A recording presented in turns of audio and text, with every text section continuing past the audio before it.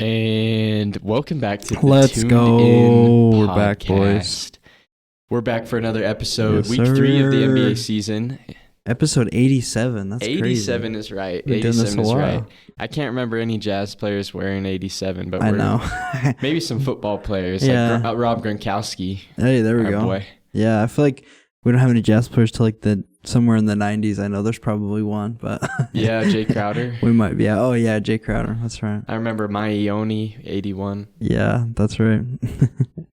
But we've got a great episode cooked up for you today. We're going to go through the past couple games this past week, kind of break down how the Jazz have been doing recently. We're going to talk a little bit about the Walker Kessler injury. Sad news, but we'll get into that. And then we'll also talk about a little bit of news around the NBA, give you a Mammoth update with the Utah Mammoth, and then we'll talk Big 12 football and BYU basketball. Don't forget to check out our past episodes as usual. You can find us on Spotify, Apple, YouTube, wherever you get your podcasts. We're there. We've gone over a ton of stuff the last couple months that you're going to want to hear, so go check those out. And this is episode 87 of Tuned In Jazz.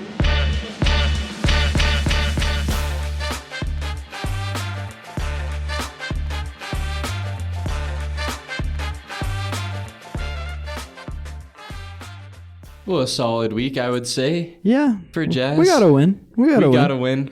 Because I guess last episode we got to win during the episode, but we didn't really get a chance to Yeah. actually talk about it. Yeah. So, yeah, I guess we'll start on a high note, though. We beat the Boston Celtics, which arguably, you know, if you didn't know anything about the NBA, you'd think that was our biggest game, you know? Yeah. If the Celtics weren't.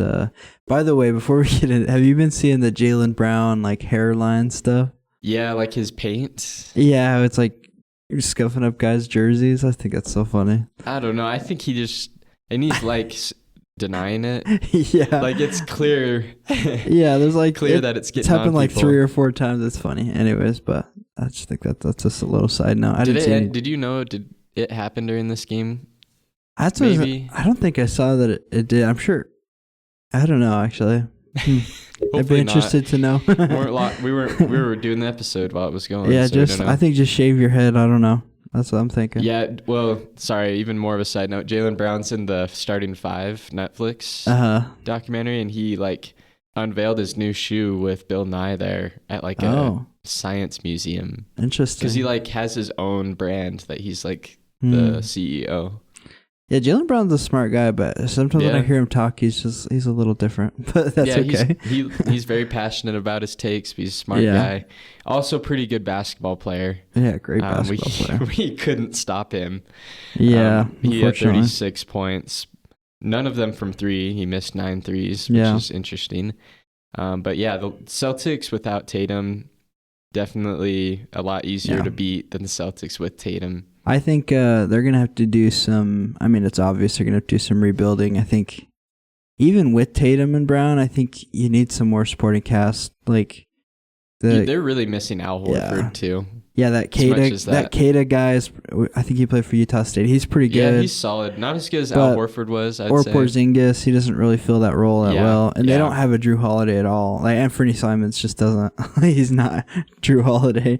Not that that even has to be said. He's complete opposite, actually. 0 defense, all offense. Somebody that looked great in this game, though, I thought best game of the season so far, Keontae George, 31 points. Oh, yeah. The thing that jumps off the stat sheet the most to me, though, 56% shooting. We've talked about his inefficiency shooting. It's a pretty rare occurrence, right? Yeah, and honestly, he doesn't have to shoot 56% every game, but if he can be near 50, I think he's going to have a great career, but he's got to get that number up and keep it up there, you know? Yeah, right now on the season, he's averaging 43%. Yeah. Which is up from last year, I think. It's up from 39 like the past 2 years is what he's been at. So 43, that's a little bit of an improvement. Yeah, totally. His 3-point percentage is at 27, so we definitely want to see him get that up. That's gotta be better. And he will. Yeah, totally. Right. Totally. I love that from Keontae. I also like just Lauri Markkanen again. Yeah. I think I kind of want to start a trend of just not forgetting about Lauri. Yeah. But he had 20 points, shot pretty well. Just played a solid Lauri game. Yeah.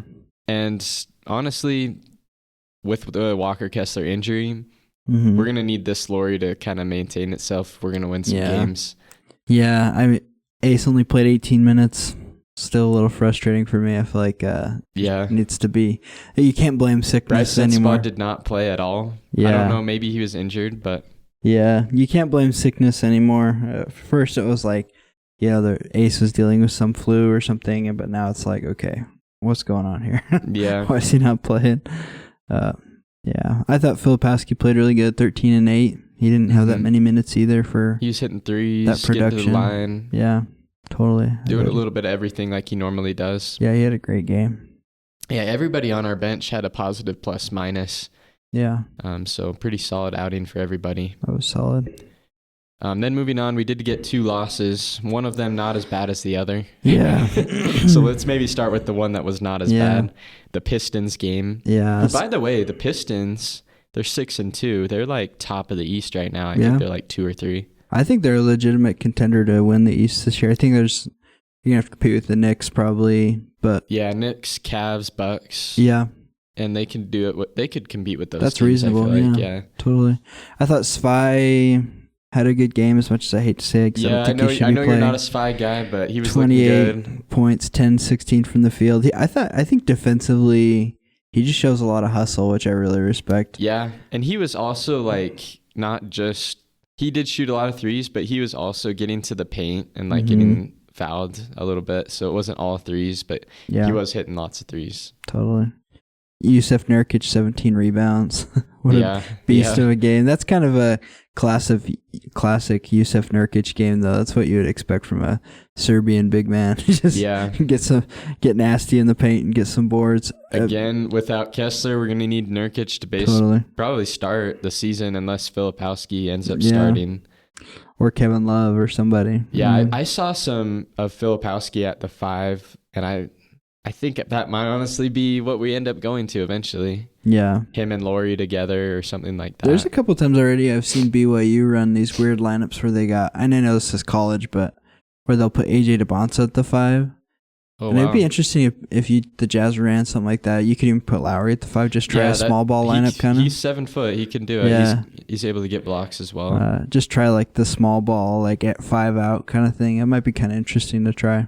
So. Yeah, and I think Taylor Hendricks could be the 4 in that too, him and Laurie. Totally, yeah. So I hope Will already maybe thinks about that. We've got plenty of time to try things out. Now's the time to experiment. So right. Not? And then I'll also point out just defensively, there were 2 guys on the Pistons that we probably had the biggest problem with. One is Jalen Duren.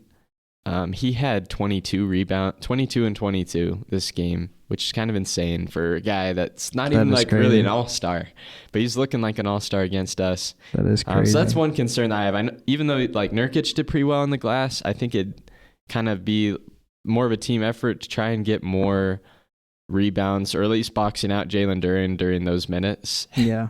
Because he was basically getting all the rebounds that he needed and putting them back in, and really, honestly, that's what helped them take the lead and eventually win the game, because Duren just took over in the second quarter. So one thing I do love from Jazz guys, I'm going to sound like a broken record, but Ace got 9 points, 4 rebounds in only 19 minutes. Walter Clayton, similar minutes, had 6.6 assists. I just, at least if they're not going to play a lot, I love that they're making the most of those minutes. That, Cody Williams last year, sometimes you'd give him 20 minutes and it'd still be zeros across the board. And you're like, what did you even do? But like these guys are actually going out and playing hard. So I love that. And it doesn't look like they're forcing their shots. No, yeah. Not horrible. They're going. Yeah, totally.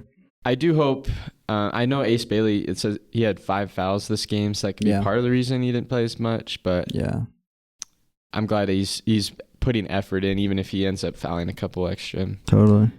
But then should we get to probably the worst game of the week, which is last night against the Timberwolves. We were hoping when we record last episode, Anthony Edwards would be out. Yeah. He was not out, and he's the reason we lost. He had 37 points. Great night for him. Yeah, it was a really good night. Yeah. It was cool to see your boys over there, Rudy Gobert, even Joe Ingles. he played 8 minutes this game. Yeah. And he was like doing the pick and roll. I saw a highlight of him dropping it off to Joan Beringer. Yeah. I think, I mean, one thing we saw as Collier started his first game of the season, we kind of wondered what that was going to look like because he was our starter last year. It was kind of his job. Him and Keontae started together. Yeah, that was something good. I thought was interesting. I thought Keontae didn't play as efficiently, but I didn't think he had a bad game. Still shot 50% this game, so better than normal. But it'll just be interesting to see them work together again. I feel like we had some problems with that last year, so we'll see how that goes. Yeah, now that Keontae's been playing so well, we're like, do we want Collier in the starting lineup? Because we don't want to throw off any of Keontae's flow. Yeah, honestly. Ace Bailey played a little bit more this game. He had a great game. He did, and 23 minutes. That might that might be a career high. Probably is for him for minutes. 12 points, 6 rebounds, 3 assists, a steal. Pretty good shooting percentage. Yep. And then same for Bryson Spa. He ended up playing again after being out for a while. Not a great game from him. To be fair with my argument, though, we played our young guys this game, and we did get killed. So I think I still think we should be prioritizing development, giving guys experience. But unfortunately, that's also going to come with games like this when more experienced teams come in and just roll you pretty good. But it's good experience. And I'll agree with you with that. But Ace Bailey's plus minus was better than Svi Mikhailuk's, because that's kind of the comparison we're drawing. So you could say that a lot of that loss was our veterans too. So but hopefully we can get Collier kind of back into the lineup. Yeah.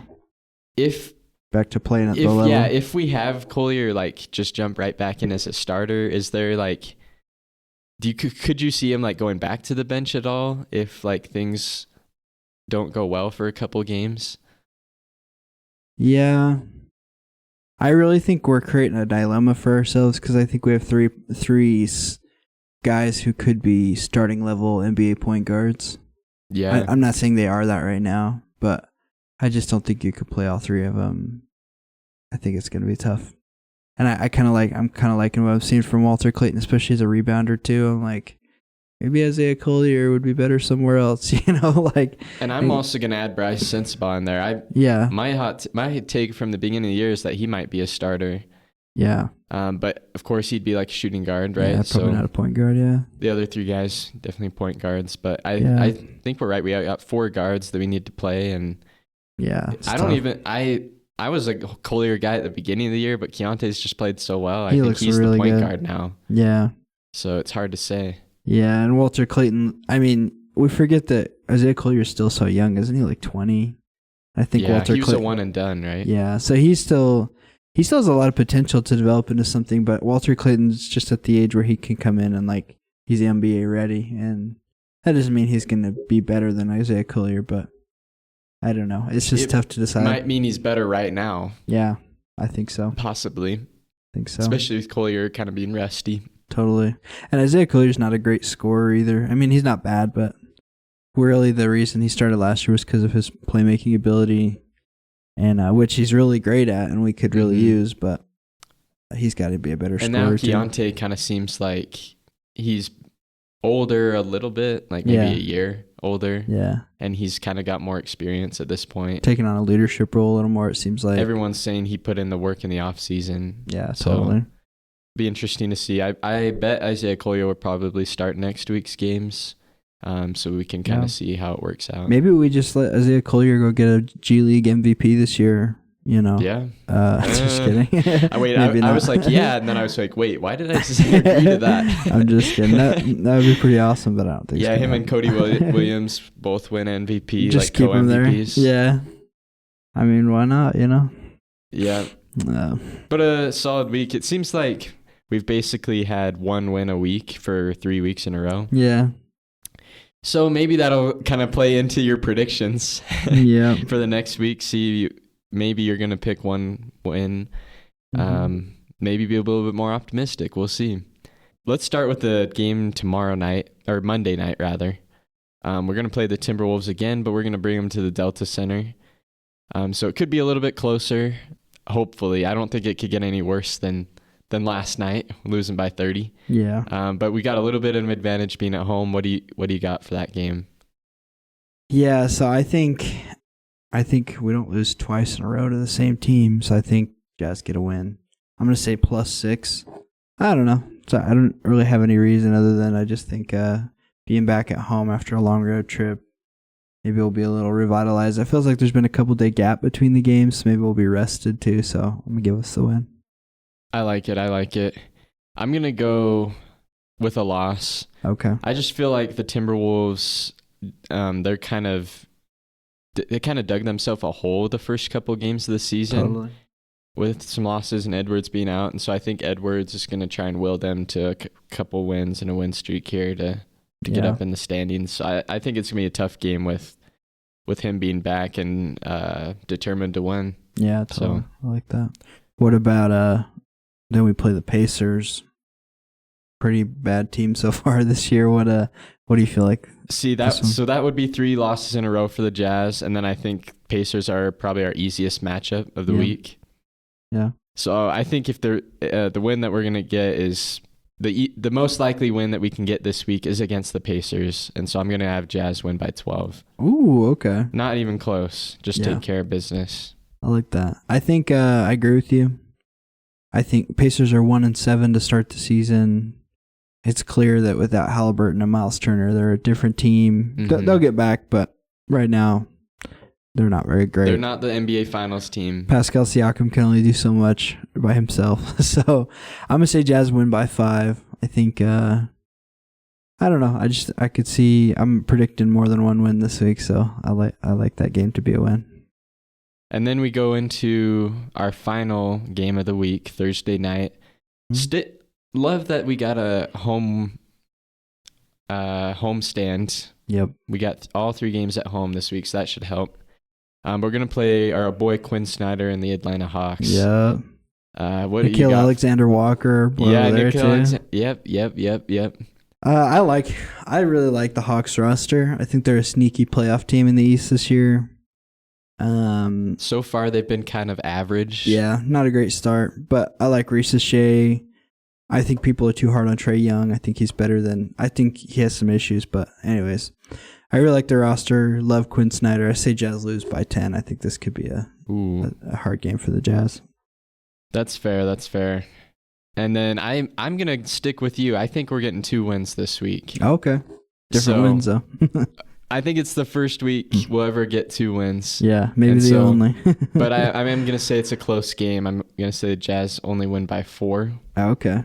Yeah, I think the Hawks, they're still figuring things out, even though they have like a pretty good roster. Mm-hmm. And so I think right now is like the best time for us to play them because they're a little bit vulnerable. We'll be at home.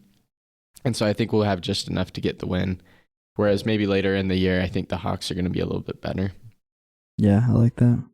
And that also brings us to our player of the week. We're going to include that Celtics game as well because it was in the middle of our episode last time. So we finally got to break that down. So between those 3 games, I'm going to give the award to my boy Keontae George. Nice. I love it. I know that last time I gave it to Keontae George as well. So this will already be his second player of the week. That's fair. But I think it was just a no-brainer in how well he played in all 3 of those games. He was probably the one consistent factor this week. Even though we lost games, he was looking pretty good.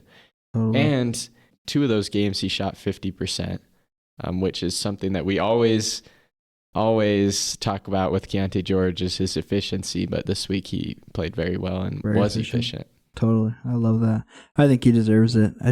I think he'll get a lot more this year than he did last year as far as player of the weeks. Be my prediction. I mean, he's already started pretty hot, but yeah, he's leading the way right now, him and Laurie. We know Kessler and John Collins aren't stealing any of them this year, so I think Keontae could get a few.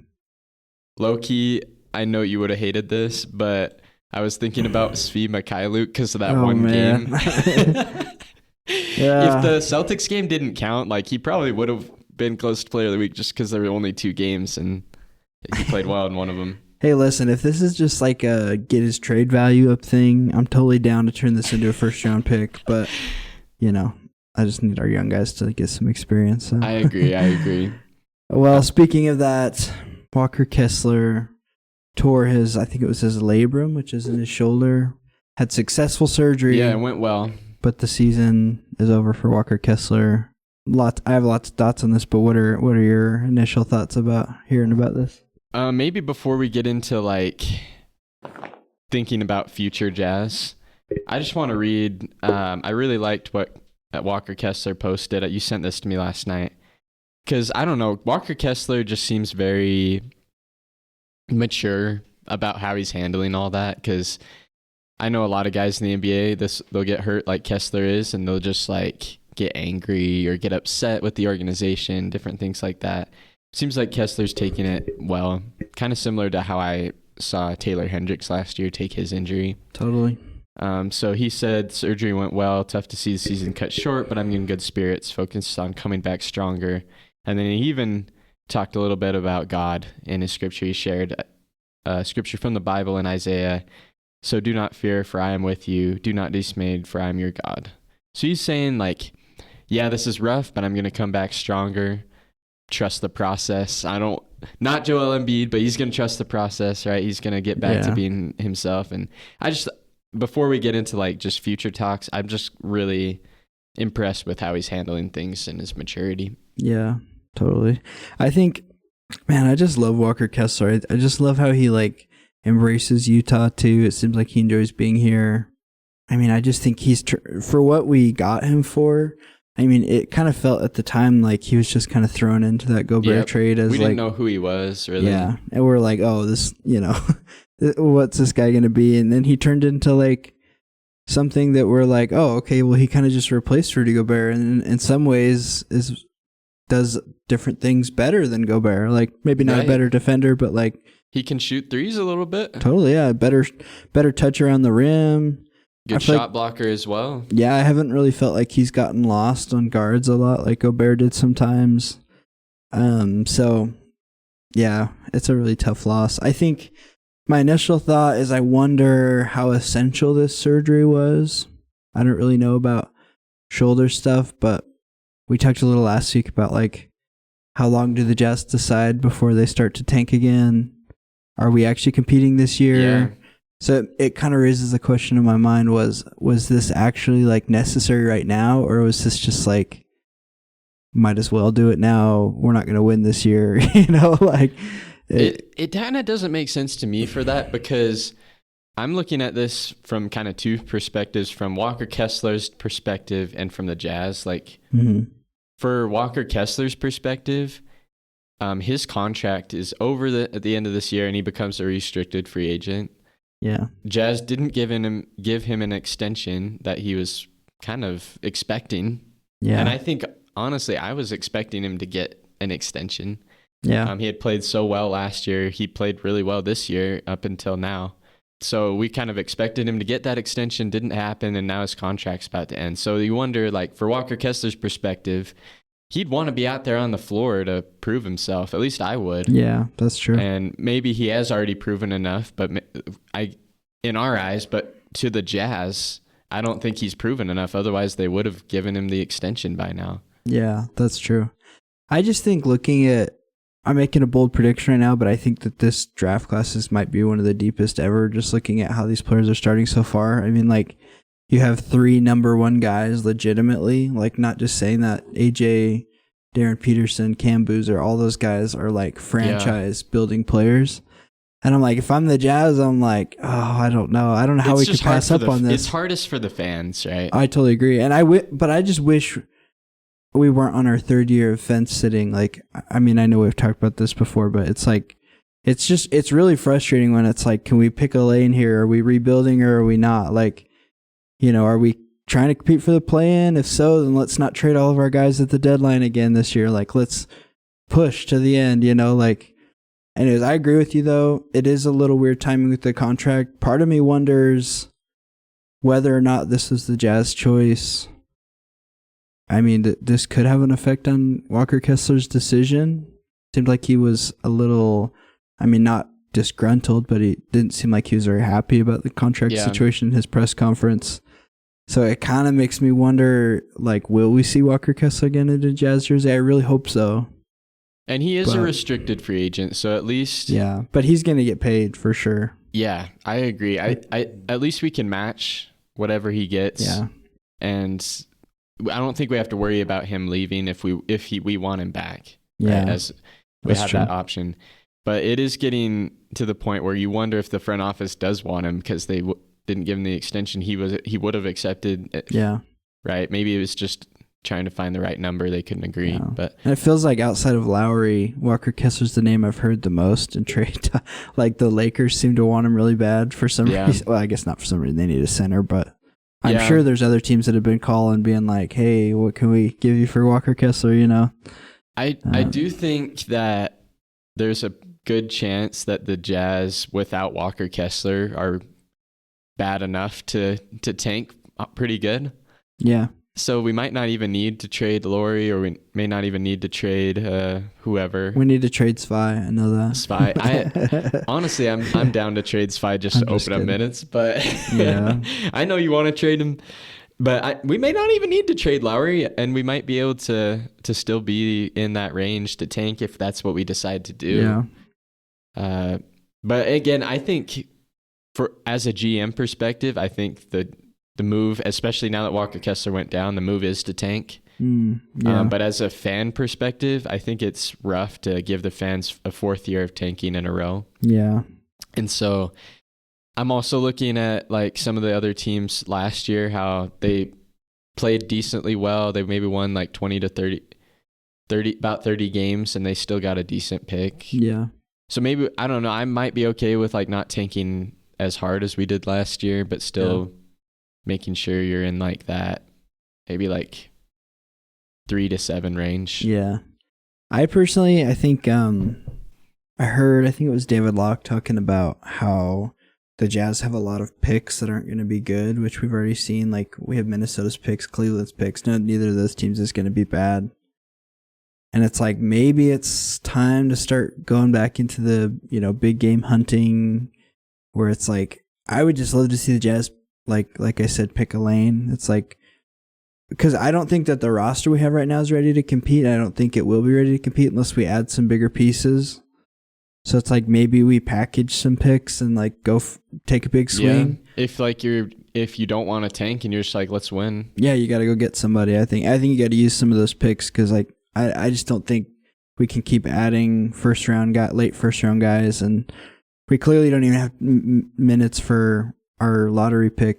So like, obviously we're not going to have minutes for a guy drafted in the late first round. So we gotta start moving some of those, or I think we gotta tank and take a swing at AJ or Darren or Cam or whoever it is. Yeah, I mean, you're right. If we do get kind of a similar strategy to last year, those 3 guys are. Do you feel we say this every year, right? But do you feel like those 3 guys? Are you higher on them now than you were on the top 3 guys last year at this time? Oh yeah, totally. I don't not even like Cooper Flag during the draft, but Cooper Flag before college season started. Those 3 guys before the college started. Well, I was pretty excited about Cooper Flag. I still think he can be a generational player, but I watched Darren Peterson the other day. That guy, I saw some Kobe Bryant comparisons, and when I was watching him, I was like, holy crap, this guy is special. And I think AJ could be really good. I think Cam Boozer would probably love to come here too, because his dad's like part of the Jazz. Yeah, I mean, that would be sick. He's like a player development guy. Yeah, and AJ's got a connection to Utah. He'd probably love playing in Utah because he didn't mind coming to college here and in high school here. So, do you think any of those guys could play with Ace? Yeah, see, that's my big question with Cam Boozer or AJ, where I'm like, we're kind of getting a little crowded with Lowry and Ace, and even guys like Taylor Hendricks, where we're like, dang, we got a lot Cody of Williams. Big forwards. Yeah. So I'm almost leaning towards I would love Darren Peterson at this point, but we also have a lot of guards. I don't know. It just gets kind of weird. But also, like, if you can get a guy that's going to be like your franchise player, I don't think it matters who's on your team. Yeah. I've even seen, I just think this draft class is deep. I mean, I was watching Arizona game, Koei Pete, I think's his name. He's special. He's really good. UNC has a guy that's really good, Caleb Wilson. Him and AJ were going back and forth all game. Baylor has a really good center. I just think this class is going to be really good. So it's kind of it would be hard for a GM, I think, to look at that and be like, oh, man, maybe we should compete for play-in. you know? We just need to roll the dice like the Mavericks did, man. Yeah. And I think this is our last year where we risk losing our pick, right, with Oklahoma City. I think we still... Oh, really? I think it expires this year, if I remember But we right. just have to be bottom 10. Yeah, top 10, or else it goes to them, yeah. So there's a lot to think about. It's kind of tough. But I think maybe as we've only had 3 weeks of basketball, it's kind of hard to tell like what we have still on the team. Like we've barely seen the rookies play that much. Yeah. We're finally starting to see Keontae maybe be a piece, whereas maybe last year we were like not sure about him. Yeah, big question marks. So maybe this Walker Kessler injury could be a blessing in disguise as it helps us maybe get another cornerstone piece. Yeah. And maybe it helps the Jazz pivot to like what you're saying, picking the lane. Mm-hmm. Yeah. But I guess from a fan perspective, what do you think the Jazz need to do to keep the fans happy while also trying to get a good pick? Yeah, it's Is tough. there like a balance in like where they finish, like maybe trying to win a couple more games than last year? Or are you thinking like you could still impress the fans with that many losses? I mean, yeah, obviously we saw last year that going full tank doesn't necessarily like benefit. Like that was so frustrating at the lottery where we're like, man, we like suffered so much this year, and then we get the fifth pick. The fans are going to get upset again if that happens 2 years in a row. And so it's like maybe we just give ourselves like, we don't have to give ourselves the best odds, but just some odds to get the number one pick. I mean, San Antonio and Dallas were like not that high up. So it's like we could get up there with not as many losses. So I think you got to win some games, which we've done already so far. Have a flashy game here and there. And I think you could keep people not too mad at you. Yeah, I'm just pulling up the standings from last year, just out of curiosity. If you look at like the league, we finished 17 wins. Yeah. The Hornets finished with 19, Pelicans 21. Mm-hmm. So I think if we just finish in that like 20 to 25 win range, that's top 5 odds, most likely. Yeah. Somehow the Spurs had 34 wins. They got the second pick, and the Mavericks had 39 wins. They got the first pick. So it's like, really? Are you kidding me, NBA? Yeah. So I don't know. It's just hard with the lottery because it just breaks your heart. And the Jazz have never like moved up, right? Nah, I don't think so. Yeah. So we'll see. I think the Jazz are going to have a hard time. They're going to have to balance. 1, we want to keep the fans happy. 2, we want one of those top 3 guys. Yeah. So. Well, I think if you're a fan and you play 2K with the Jazz, you're going to be kind of happy. First Jazz ratings update just happened. Or I mean NBA 2K rating update. Lowry goes up 3 points. He's now at 87 from 84. Deserved. It's pretty good. I actually think it's kind of funny too. I didn't know that his build name. It says that Lowry's a crafty post-scoring 3-point sniper. That's a cool name. Oh, I like that. I like that a lot. Walker went up 1. Keontae went up 4 points. He's now at 82.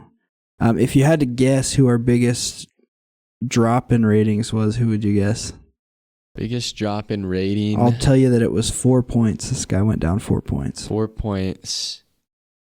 Isaiah Collier? It was Ace Bailey. Ace Bailey, really? Yeah.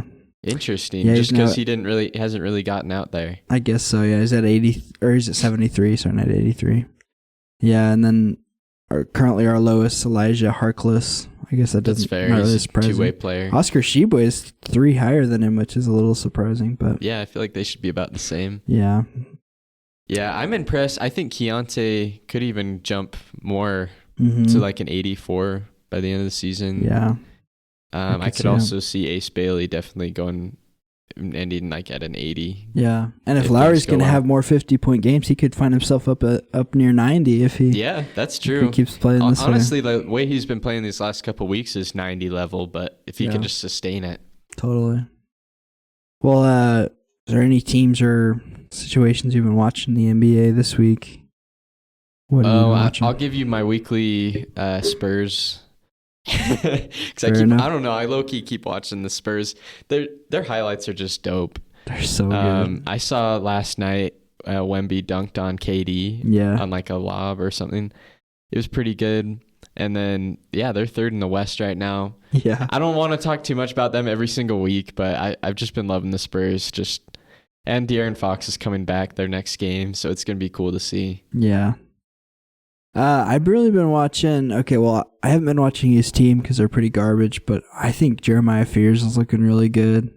The Pelicans are pretty bad, but Jeremiah Fears already looks like my Zion most improved take isn't looking great. Yeah, well, maybe he'll improve from the beginning to the end of the season. I guess that would help his case, but honestly, he hasn't looked bad. I just don't think that their roster's that great. I don't know. It's probably time to move on from the Zion experiment. Yeah. Probably go somewhere else, but... Yeah. I'm also still loving the Bulls, just because I know the Bulls have been one of those teams like the Jazz that just hasn't been good for a while. Yeah. So I hope that this isn't like just fake. Just smoke, yeah. Like they end up being like a play-in team at the end of the year, but like they're 6-2, they're second in the East right now. I hope that they can keep it up and be like a top 4 team in the East. Yeah, totally. And then I'm always watching my boy Giannis. Yeah. He was hurt for like a game or two. But they actually just beat the Bulls last night. Giannis had like 40 points. He's averaging 33 on the year. So yeah, that's so sick. He's just so good, right? Yeah, he's really good. He's my MVP pick. So I could totally see him winning that now that Dame's gone and he has to really take the reins on everything. Yeah, that's hype.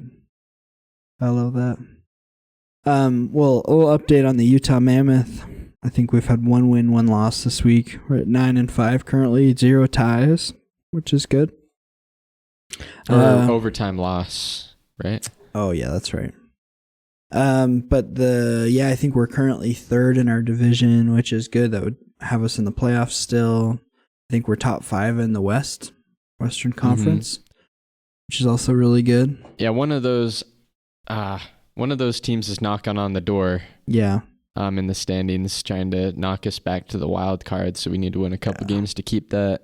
There's a non-wild card spot. A lot of 5-loss teams right now, so we gotta be sharp and win some more games. But it's been a great start to the season so far. 9 wins through 14 games is not bad. So yeah, and I mean the losses we've had, like we lost to the Avalanche, they're really good. Yeah, we lost to the Oilers, they're really good. And then we lost to the Lightning.